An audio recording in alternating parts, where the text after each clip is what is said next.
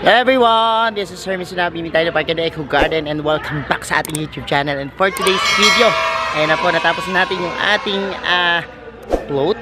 Yan, garden float na ilalaban po sa Halamanan Festival, parada ng mga karosa, no? At ngayon nga pong araw na ito, papakita ko na po sa inyo ng buong buo. Kaya samahan nyo ako. Kung ready na kayo mga ka-MVP, tutok lang po.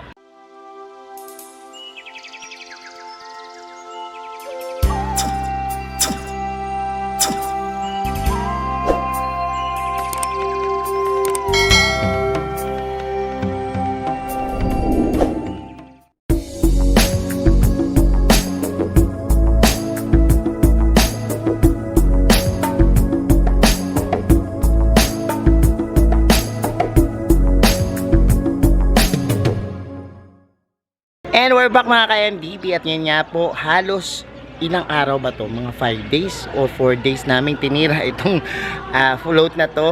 Medyo madalian pero tulong-tulong at walang imposible kapag nagkakaisa at sama-samang gumagawa. Kaya naman ngayon, tunghayan nyo na po ang garden float karosa ng Barangay Tabang. At ating po papakita sa inyo yung design at syempre kung ano yung mga nakalagay dito. So eto na po yung finished product at tapos na float ng ating barangay. Well, actually napaka laki po nito, no? At napakataas. Yan po yung ating nasa ibabaw dahil po ngayon ay Year of the Dragon. Kaya yan po yung napili namin ilagay, ano. Nagpapasalamat ako syempre sa ating Kapitan Apollo M. Robles, ano, sa pagsuporta.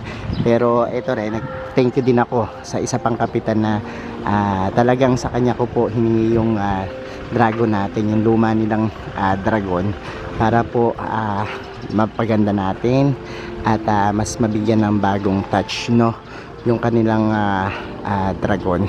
And ayan po. And sobrang thank you kay Kap Pogi, yan, ng Barangay Tabe. Thank you po sa inyo. And syempre ito, proud na proud ako kasi ang nagtulong-tulong po dito, kung papanoorin nyo yung ating previous video, yung ating mga tanod lang, mother leader, kami lang po, hindi na kami kumuha ng ibang mga tauhan. So ayan po, bawat design ko, sila po yung talagang gumagawa, ano, at talagang nakakatulong ko, no, habang may idea ako. Yan po, sinasabi ko lang sa kanila kung ano yung gustong gawin, tapos sila na po yung tutulong sa akin para magawa yan. So lucky Year of the Dragon 2024, dahil Year of the Dragon po tayo. So ayan po siya, ayan po yung ulo ng ating dragon. And dito sa harapan, dahil gusto nating mapakita yung kulturang Pilipino, yung bahay kubo, kung saan nandyan yung mga gulay, iba't ibang gulay. Yan, yung manok tayo. Hindi kami naglagay ng tunay na manok, pero ayan yung manok natin. Ayan yung mga gulay tayo dito na nakalagay. May labanos. Ayan, lahat ng makikita sa bahay kubo nandiyan, ano. So dito po, ayan, touch of gold. Yan, kung bakit gold po yung ating dragon, kasi giginto po kami. And yung team po namin ngayon is pagyabong, patuloy na pag-unlad, patulong na pagsibol. And yan po yung gintong bayan, mayabong, maunlad at progresibo po, no, yung ating bayang giginto, pati na po yung aming barangay. Dito po, yan, giginto, nakikita nyo, merong nakasulat na giginto, gawa po yan sa kahoy. Yan yung ating giginto dyan. Tapos meron kami ditong topiary na yan, gawa din po sa dragon, ano. Sa banda rito, yan, naisipan ko lagyan ng mga mais, kasi yung butil ng mais madilaw, kulay gold, parang isa rin siya sa mga magaganda, no, na i-display. Tapos nilagyan ko siya ng mga yan, napakaganda nating ferns, bird's nest fern. Tapos may mga ayan, mga gumagapang na manaog kairog na bumaba. And dito naman po yung ating sibuyas na dinisign natin as curtain, ano. So andiyan po yan, yan po. And narito po yung katawan ng ating float mula dun sa pinaka katawan niya. Makita nyo golden yan, pati po yung nandoon. Nilagyan natin siya ng bromeliads at syempre yung mga kalamansi natin na mayroong mga bunga na apakadami, no. Yung mga bromeliads tayo, mga bulaklak na chichirika. Lagyan din natin. Meron tayong pampaswerteng umbrella plants. Nandyan. Tapos dito yung ating santo. Dito po upo yung ating hari at reyna. Ayan po, ano. May upuan sila dyan. So, dito naman, mga iba't ibang klaseng ornamentals. Pero mostly po, crotons yung nilagay natin, ano. Para po makulay. So, ayan po. Ating landscape dyan. And, syempre, ayan. Yung tabang po. Ito, naisip ko lang ng isang gabi. Gumawa kami ng ano, dahil wala kaming makuha na ano, nakakuha po ako ng mga siit-siit dito ng kawayan.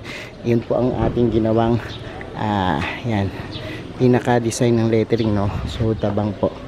And yun naman po yung ating pinaka logo ng Mini Dino Park kasi Dino Park yung nag-ano niyan. And tingnan naman po dito yung ating mga iba't ibang pang landscape. And ayan, nakikita nyo naman yung yucca. Thank you pala kay Ate Anya Pines, no, na nag ano sa akin ito. Sa kanya ko yan nakuha. And here naman po syempre yung logo ng ating barangay Tabang. Tapos makita nyo meron ditong mga pole. Ang tawag ko dito is coco pole, pero binigyan ko naman siya ng ibang touch. Kung nakikita nyo before na natural lang, this one naman may touch of gold, no? Parang mga gold bars na nakalagay po sa mga tower. And dito naman po, yan, makita nyo yung mga landscape din tayo dyan. And ito yung ating ang ganda ng bulaklak nito, oh. Powder top.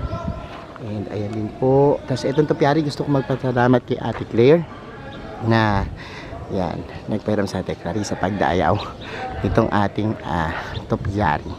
So to top it all, ayan po yung ating landscape. Simple lang naman siya.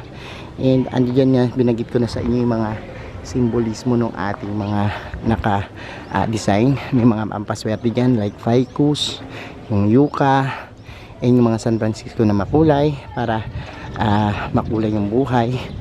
And ayan pa po. So eto na po yung kabuuan ng ating garden float. At yan po yung ating ilalaban. Mamaya po ibabiyahin namin tong gabi. At dadalhin po namin to sa ating Santa Rita para din kasi magsisimula ang parada ng mga karosa. At marami pa kayo makikitang iba't ibang float doon. Papakita ko rin sa inyo. So eto na, i-under na namin. At yan, sa T12 lang. Kaya park lang muna namin sa T12 kasi ang hirap na lumabas dito kapag halimbawang madilim na, no. So this one is, ayan na. Ayan na po. Babay na dragon. Nasabit. At yung ating dragon. Naku, ito yung talagang kahirapan dito, yung paglabas-labas ng ating mga dragon, ano. So titingnan natin. O, ayan ha. Sige nga, dahan-dahan. Kahit na pala sa nabila. Yan na pa sasakay. Hoy, sasakay ka si Chris! Hop, hop, hop, hop. Hoy! Sige, kukuha mo. Sasakay! So eto na po. At lumalabas na ang ating dragon float. Golden dragon float. Ayan na. Ayan na nga po. Oops. Okay, kanan. Dito. Ayun, nag-a-assist sila lahat. Oh. Okay. Oh. Okay, Ayan. diretso lang. At lumalabas na po ang dagat. Okay, tara dyan na. So, ang laki ng dragon natin, nakakatuwa. Tignan nyo.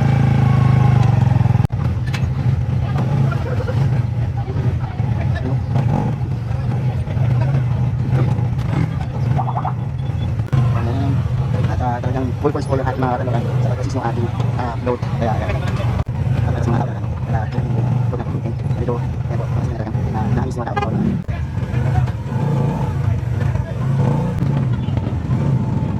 So, yung mga bastos ba so far, meron kiko may mga pag-ibig sa mga Mamaya pa, no? nakarating na po kami dito. Dito muna pansamantala ilalagak yung ating float. And check tayo. Kanina napansin ko lang, pumapagay pa yung kanyang mga ano. Pero check tayo baka may masira or nasira na part para ma-retouch natin. Magawa ng paraan. So, ayan. And pagod. And po. Check tayo, check. So far, wala. Ay, grabe, wala. Wala naman siyang nangyari sa kanya. And so far, okay naman. Dito sa kabilang side, wala rin. Wala.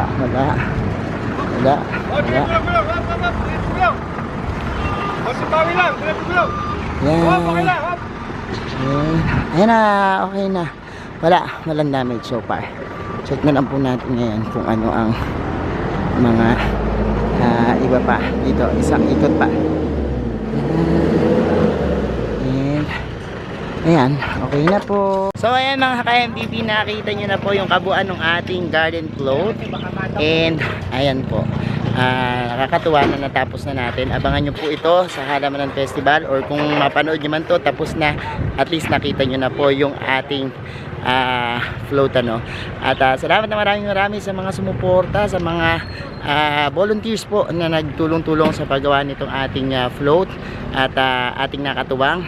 Thank you so much sa inyo. Talaga po kay Kapitan Apollo M. Robles na talagang walang sawa sa suporta sa amin ano, sa paggawa dito. At sa Mini Dino Park and Eco Garden, syempre salamat din na marami. At kay Cap Pogi, no, na Barangay Tabe, thank you so much din po. Thank you so much. At sa lahat na nag-like, nag-share at nag-comment, sundan nyo pa po yung previous natin video kung paano natin ginawa ito ha. Available po yan sa ating playlist. Sa mga hindi pa po nagsasubscribe sa ating YouTube channel, mag-subscribe na po kayo. Pindutin din po yung notification bell para lagi update sa aming latest uploads, pati po sa iba't iba nating social media accounts, sa TikTok, Instagram, Facebook pages. Search lang po Hermes Sunao or Mini Dino Park and Eco Garden, makikita nyo na yan. Salamat na maraming mga ka-MTP, and this is Hermes Sunao, nagsasabi sa inyo ng happy planting. Bye bye.